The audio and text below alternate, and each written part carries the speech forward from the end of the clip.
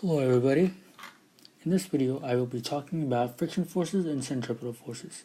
Due to time constraints I will be splitting this video in two, where I do part 1 about friction and part 2 about centripetal forces. Alright, without further ado, let's get into it. Friction. What do you know about friction?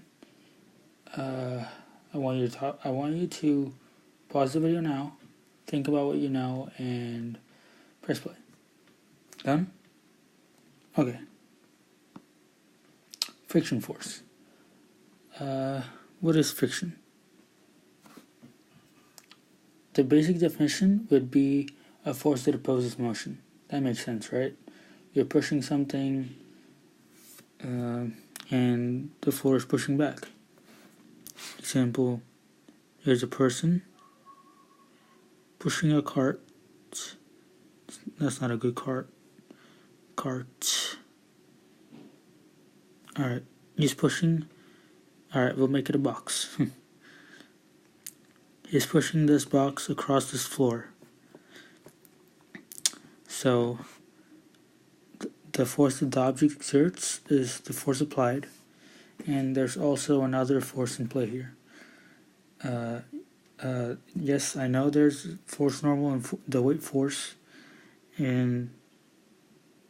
but that's not what I'm concerned about right now.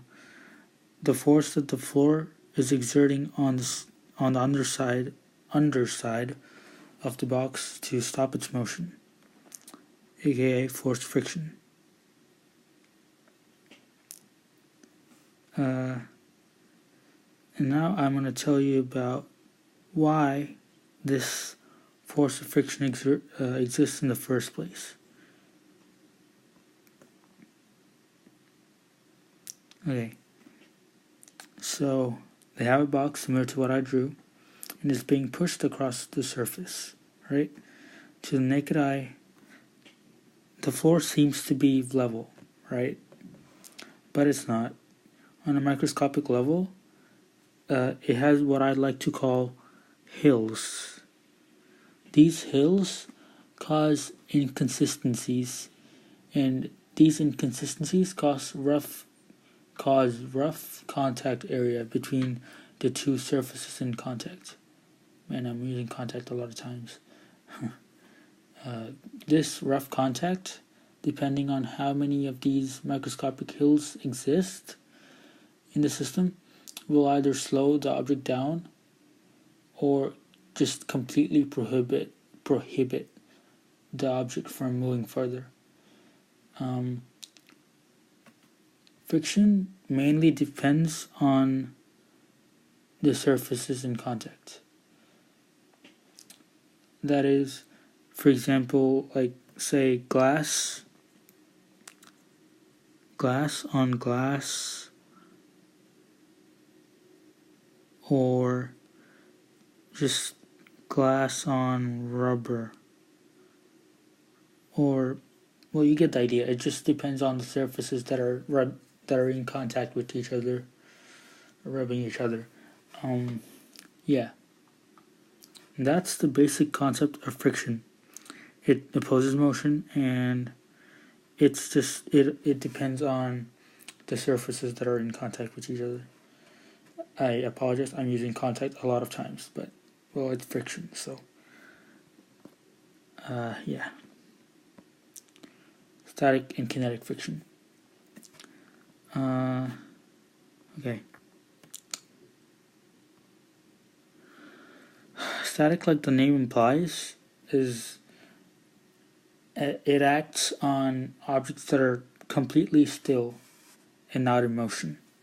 So, like this object right here, even though the person is exerting an applied force, this object will not move, the object will not move, and this is because the force applied is not able to overcome the static friction in order to move the object.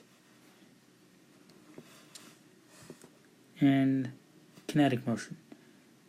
Right here, the force applied is able to overcome the static friction, and this causes it to move.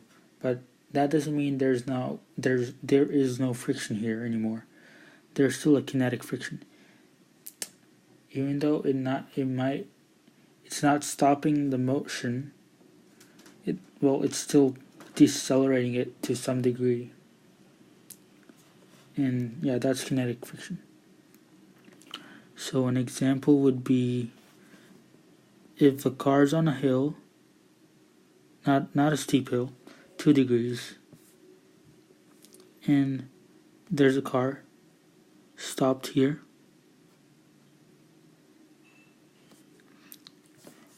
The static friction that that exists between the car's tires and the road are stopping the car from rolling down the hill. And this is because the hills, like I like to call, the hills that are between that exist between the car's tires and the road walk into each other. This is how I like to think, because it just helps you understand better. They just lock within each other, and that just causes a rough contact surface for the car to move. So that prohibits it from moving. But what if there are less hills here? It's more flat. And that means this car will roll down. The car will roll down the hill. This will happen in real situations when, let's say, your tires are really worn out and they don't have as much hills as they used to when you first bought them. They don't have many grip, or they don't have as much grip, and that causes the car to slip, and that's why it rolls down. Okay, let's look at a situation. Another situation, excuse me. Okay. Skier. Alright. Now I'm going to draw the free body diagram of the skier, including friction and everything. And then I'm going to draw it on the picture to make it easier for me. The force normal is always perpendicular to the surface, so that's force normal. mg cosine theta. That's just because it's at an angle and you want the vertical. And there's a force friction this way.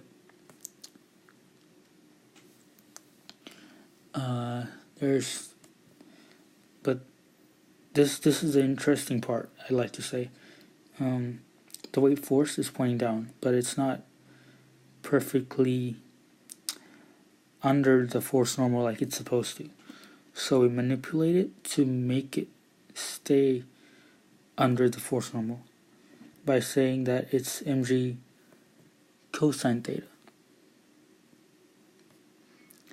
The reason for this is because mg is, it's underneath and it's not directly underneath force normal.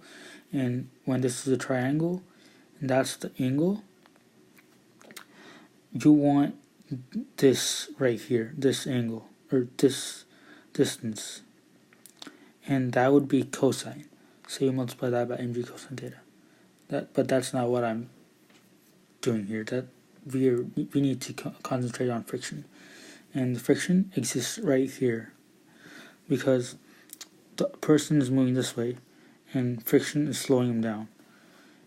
There's also in this diagram, there's also a mg sine theta, which is what this object is moving with. That's the force that the object is moving with here. And that's just the free body diagram. Again, this depends on the surfaces themselves.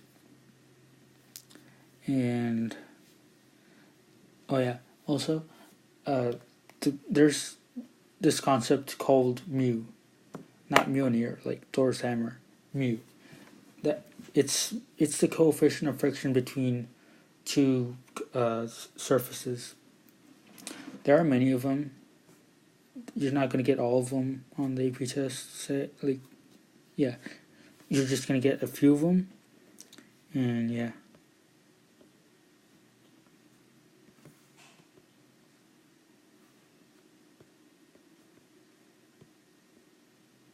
Mu. Okay, now I'm going to tell you how people calculated force normal, and mu is a really key concept. For calculating the force of friction in the system, you would need the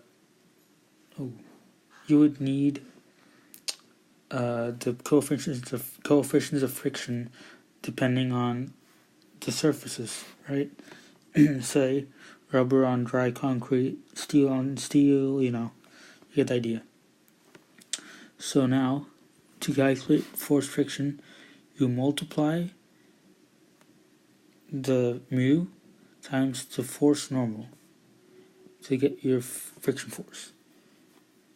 And to get mu, you divide the force of friction by the force normal.